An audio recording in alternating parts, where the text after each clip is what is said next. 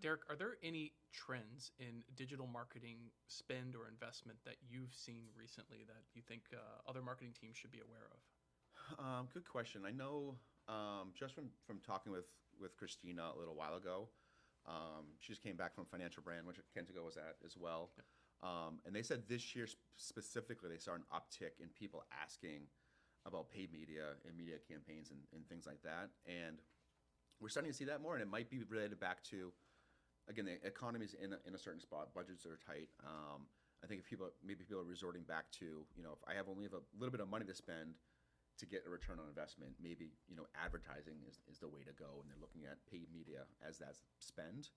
I think they're also looking at the different paid media channels they have today, because things are different than they were 5 years ago, where maybe you went to Google and did, search engine marketing there, and maybe bought some ads on, different websites and that through Google. But today you have things like DSPs and things like that let you do programmatic ad spending and stuff like that, through YouTube and Spotify and things like that. So I think it's a lot more complicated than it was a couple years ago, and I think marketers are starting to understand that and reach out for help because they don't understand it. Because again, it's not as easy as it was a couple years ago when you just paid for Google ads and things like that. So let's say I'm watching this and I'm a marketer and I say, okay, maybe there's a trend here and I want to be part of this and there's value to be found.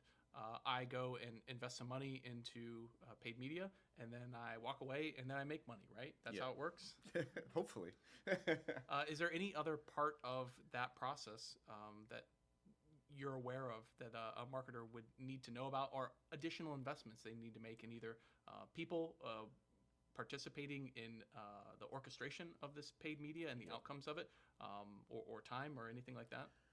You definitely want to measure, because I mean, obviously, everyone has a boss. So if I'm spending, X amount of dollars every month in paid media, I need to show some sort of return on that investment. If I'm selling widgets, we sold X more widgets. If I'm a bank, we opened X amount of more checking accounts or had X amount of more deposits in our savings accounts and things like that. So keying off that Financial Brand example, so say I'm a bank, I'm spending more on paid media. I need to measure that spend as well. So the panacea is obviously I spent a dollar in paid media. I got X amount of people to come to the landing page, and Y amount of people started an application, and then Z amount of people actually opened the account.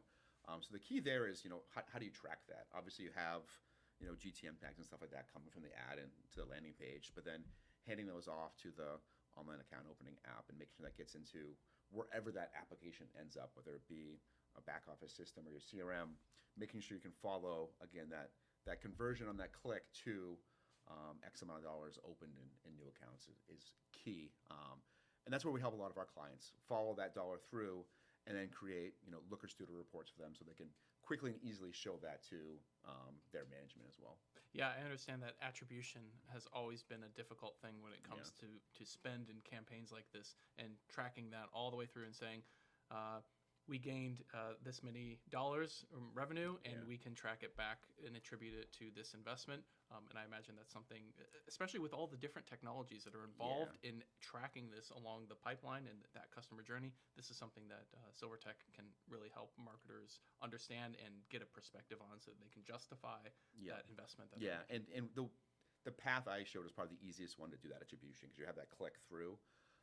There's other ones. I mentioned other channels. If it's a Spotify ad, someone's listening, here's a brand, thinks about it, and a couple of days later goes to the website, opens up the account.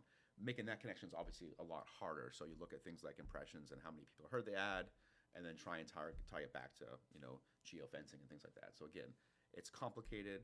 It gets a little bit more shadowy in the different channels that don't have direct links and things like that. But we try to help our clients with that. Yeah, I imagine those analytics dashboards, those are a key part to doing any sort of attribution and correlation. Yep, 100%. So paid media, connecting the investment into an outcome for a marketing team. What are some things, so we talked kind of like about the actually spending the money in the paid media, and the things that you're doing with analytics and reporting at the end. What's some of the stuff that happens in the middle there to make sure that money being spent generates the best outcome? Like, how do you bring that customer along from the impression of the ad or whatever Yeah. to actually having a conversion. So the nurturing piece, kind of, because someone might click on that link I talked about, end up on the site, but then leave and not finish what they were doing. Maybe come back later and stuff like that. This is probably the easiest case for personalization, behavioral-based personalization. So someone comes in onto the website through some sort of paid media campaign. It could be coming from Google, social media, Instagram, whatever. Obviously, a system like SBK can easily pick up that GTM tag, put them into a content group, and now we can start to personalize the experience based upon that. So we do a lot of things like that. That's the easiest. Where it can get more complicated and but sometimes more beneficial as well is if you know who it is you're talking about. If it's first-party data. One example there is we're working with a very large bank right now who has tons of data from the Google Ads campaigns and things like that. Tons of data in their content management system from trafficking and things like that. It's a bank, so people come in and log in to online banking, so they know who they are. So again, tons of first-party data, and we're really trying to connect those two things right now. We have, again, all their Google Ad conversion data. We have the first-party data from the website, and trying to link those things together through things like live ramp IDs and things like that. So again, you can continue to personalize it. So they know an existing customer clicked on an ad from home equity line of credit, came to the site, didn't do anything. Now we can start to follow up with email campaigns and things like that, because we know there's an interest there. We can spend those dollars in a much more targeted way, where hopefully the return on investment is a little bit higher. Yeah.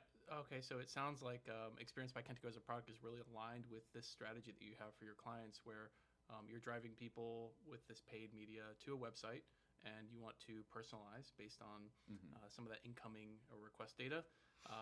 Experience by Kentico has personalization. You want to pull them through or help them navigate through a customer journey. Experience by Kentico has journey optimization analysis. You want to do this through a website and also potentially through another channel like email. Experience by Kentico has web and email channels. So workflows. So this kind of like fits into that middle area of making sure that paid media really has a return on investment. Oh yeah, 100%. And that's a good example as well, where you can use that one system to do all of it. Very good example is, again, someone comes to a website powered by XBK. They log into online banking. Now we know who they are. They come out of online banking and they start looking at, again, rates for home equity lines of credit. Don't do anything with that, but they look at those rates. There's clearly an interest there. It's easy to click off, a workflow that now sends them an email about home equity lines of credit, waits to see if they interact with it, sends another one, and things like that. Yeah.